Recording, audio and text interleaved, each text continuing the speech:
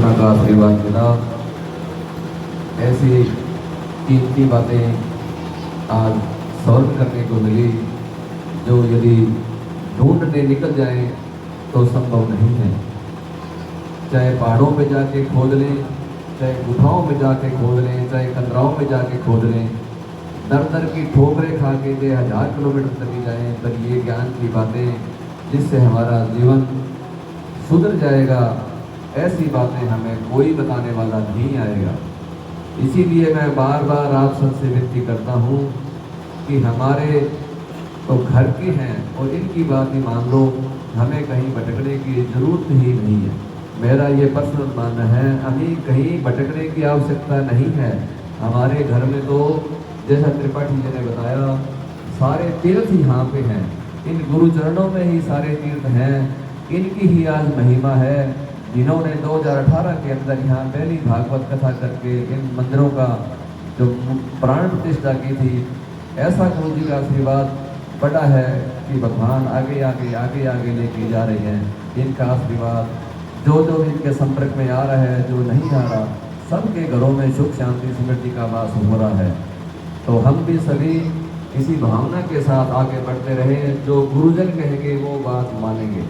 इसके अलावा और कोई बात जोड़ने की आवश्यकता ही नहीं है। चाहे हमें कितनी ही नॉलेज हो, कोई व्हाट्सएप की नॉलेज हो, कोई यूट्यूब की नॉलेज हो, या कहीं कोई और मिल जाए, तो मेरे को नहीं लगता कि हमारा जीवन जिससे सुधर जाए, हमारी आदतें सुधर जाए, हमारे संतान अच्छी हो जाए, इन गुरुओं के अलावा कोई और मिल सके। आज से 100 साल पहले इस इलाके में स्वामी केशवानंद जी महाराज आए थे। उन्होंने इस शिक्षा के एक क्षेत्र के अंदर शिक्षा की अलग जगाई थी, और उनके बाद कोई महापुरुष आए हैं और जिन्होंने काम किया है, वो हमारे परम पूज्य गुरु जी आचार्य श्री दयानंद जी हैं। हम सभी आपके चरणों में कोटि कोटि वंदन करते हैं।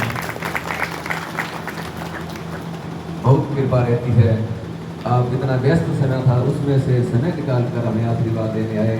हम बारंबार आपको प्रणाम करते हैं। त्रिपाठी जी कृष्णलाल जी सीवर आए हैं, नगराना से रिटायर्ड DEO हैं, 2 मिनट ये बोलना चाहते हैं। परमात्मानंद जी के परम शिष्य हैं। आज एक YouTube चैनल है उनका, उसके बारे में बताने आए हैं। कृष्णलाल जी से अनुरोध।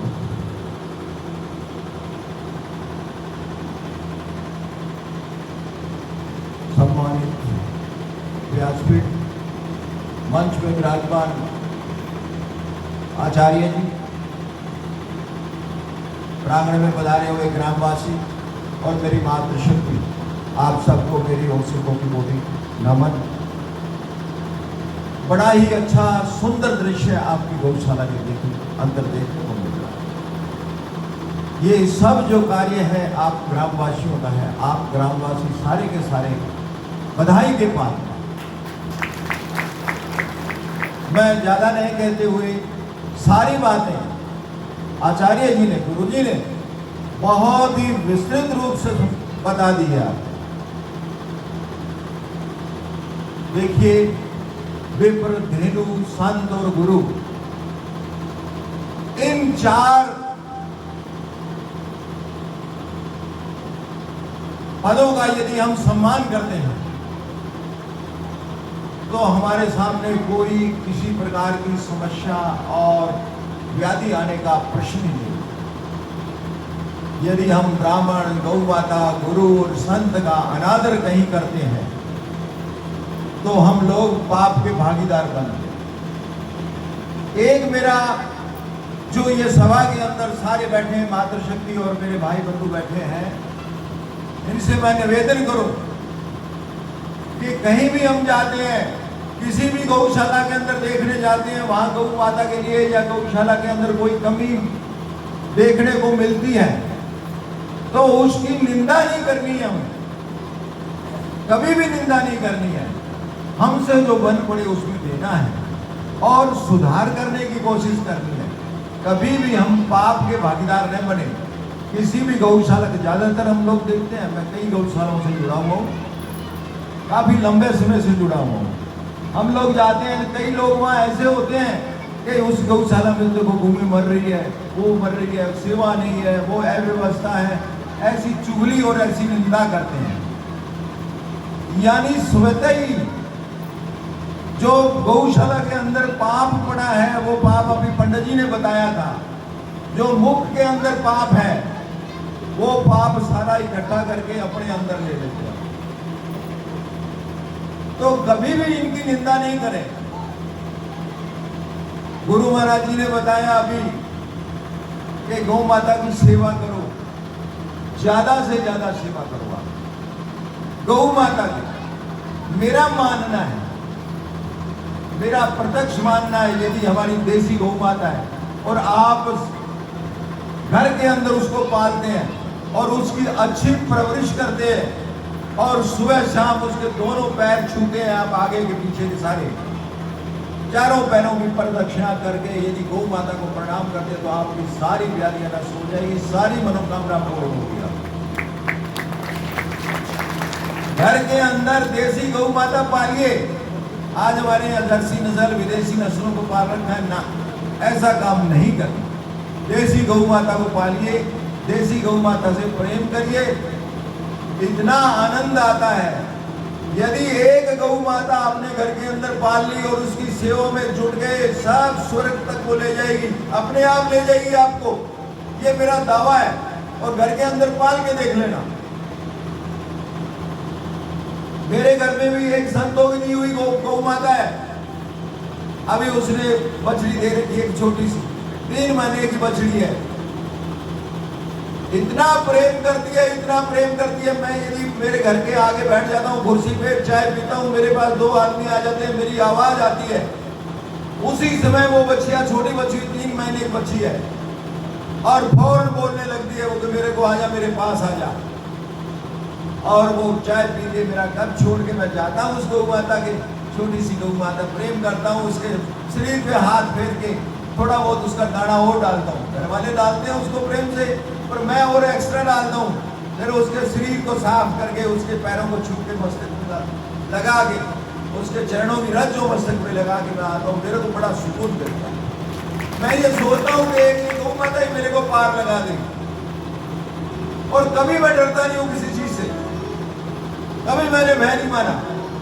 मौत ऐसे आती है मेरे पास, बार बार मौत आती है मेरे पास, पर गौओं की ऐसी कृपा है कि मैं बच निकलता हूँ। गौ माता फौरन आगे आके खड़ी हो जाती है। प्रेमानंद जी महाराज कहते हैं कि यदि गौ की सेवा करोगे तो आप पे कोई कष्ट नहीं आएगा। अभी मैं लगभग 3 महीने पहले मेरे साथ एक्सीडेंट हुआ, मैं जनरेटर के अंदर आ गया, चादर पहनी हुई थी, मेरा चादर का पन्नू लपट के आ गया, और राम जाने ऐसे गौ माता ने मुझे बचाया कि आप सोच नहीं सकते। वरना यदि मेरी चादर वो नहीं खुलती तो मुझे आज 3 महीने पहले अखबार डाल देती। एक बात कहता हूं मैं, अरे इस शरीर पे क्या गुरूर कर रहे हो, इस पद पे क्या गुरूर कर रहे हो आप। और ये जाने के बाद तो घर वाले भी यदि हाथ लगाएंगे ना इस शरीर के, जिनके लिए अपने काम करते हैं, वो भी साबुन से हाथ धोएंगे। ये देखते हैं हम हमारे घरों के अंदर, हमारा माँ बाप है, कोई भाई है, कोई बंधु है, कोई चला जाता है, वही बंधु जो हमें जीवित था उस समय उसमें गुरूर था, और उसके मरने के बाद उसके हाथ भी यदि लग जाता है तो हम लोग साबुन से जाके हाथ धोते हैं। तो फिर इस शरीर में गुरूर किस चीज का। मेरा एक ही निवेदन, ज्यादा समय नहीं लूंगा, आप ज्यादा से ज्यादा गौमुख सेवा करें। एक मेरी मातृशक्ति बैठी है, ये घर के अंदर बच्चियों को, छोटी बच्चियां 12-13 साल 15 साल की बच्चियां हैं, उन सबको हनुमान चालीसा का पाठ है, रामायण है, भागवत है। ये दादी माँ बैठी है, बेटा बैठ जा, उनको जबरदस्ती बिठाना पड़ेगा कि बेटा बैठ जा, मुझे पढ़ के सुना, मैं सुनना चाहती हूँ। अरे बहाने से भी सुन लो आप, उस बच्ची को मजबूर करो आप कि नहीं बेटा मेरे को 2 अध्याय पढ़ के सुना दे, मैं सुनना चाहती हूँ। तो उस बच्ची की यदि रोजाना आप ये समझाएंगे तो वो बच्ची के विचार ही बदल जाएंगे, धार्मिक प्रवृत्ति में हो जाएगी, वो कहीं भी आपकी आज्ञा का अवहेलन नहीं करेगी। कहने को बहुत कुछ था, मुझे समय सीमा में बांधा हुआ है, इसलिए मैं ज्यादा नहीं कहूंगा। ज्यादा यही कहूंगा कि गौ माता की ज्यादा से ज्यादा सेवा करें आप जितनी हो सके, और गौ माता से ही आपको फल मिलेगा। और संतों की जितनी सेवा हो सके उतनी करो। विप्र यानी ब्राह्मण देवता कहीं भी मिले उसके चरणों में अभिषेक नवाइए आप, आपका बेड़ा पार है, आपके बच्चों का बेड़ा पार है। एक कल गुरु महाराज, मेरे गुरु महाराज यहाँ आए थे, आपको प्रवचन भी दिया था। उनका एक YouTube चैनल है, यदि कोई माता को, भाई बहन को, यदि आपको कोई उनका भजन वार्ता यदि सुनना है तो इस पे कोड लगा हुआ है, मोबाइल सबके पास है, इसको आप सर्च करवा लेना अपने बच्चे से। और घर के अंदर भाषण है, कोई उनका प्रार्थना है या कथा है, कोई संगीत है, वो सारा इसके अंदर चलता है उनके यूट्यूब के चैनल पे। तो घर के अंदर ज़्यादा से ज़्यादा इसको कराइए। एक और है, पाश्चात्य संस्कृति को मत अपनाइए आप लोग। बच्चों को कहिए कि केक काटना और काटना ये घर में नहीं चले। जिस दिन आपके बच्चे पोते नाती का जन्मदिन हो उस दिन गौशाला में आइए, सुवामणि बनाइए, गौ माता को भी खिलाइए और खुद भी खाइए, वहाँ कितना आनंद है।